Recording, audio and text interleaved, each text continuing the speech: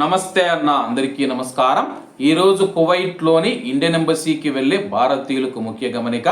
కువైట్లోని embassy కార్యాలయం passport councillor సేవలను July 1వ తేదీన కేవలం అత్యవసర సేవలకు మాత్రమే పరిమితం చేస్తూ ఉన్నట్లు ప్రకటించింది।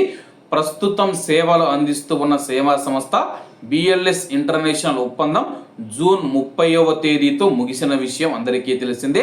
జూలై 2 నుంచి సేవలు ఏ విధంగా ఉంటాయనేది ఎంబసీ త్వరలోనే అధికారికంగా వెల్లడించనుంది। అత్యవసర అవసరాలు ఉన్న దరఖాస్తుదారులు జూలై 1వ తేదీన ఉదయం 9 గంటల నుంచి మధ్యాహ్నం 12 గంటల లోపు అవసరమైన పత్రాలతో నేరుగా ఎంబసీ కౌన్సిలర్ విభాగాన్ని సంప్రదించవచ్చు।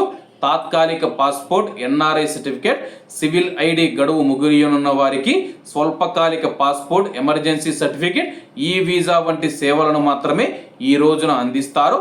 సాధారణ పాస్పోర్ట్ దరఖాస్తుదారులు అటెస్టేషన్ సేవలు, రెగ్యులర్ వీసా దరఖాస్తులను జూలై 1న స్వీకరించారని చెప్పేసి ప్రకటించడం జరిగింది।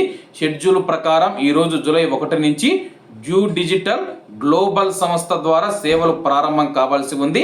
అయితే సాంకేతిక కారణాల వల్ల ఈ కొత్త విధానాన్ని తాత్కాలికంగా వాయిదా వేస్తూ ఉన్నట్లు ఎంబసీ పేర్కొంది।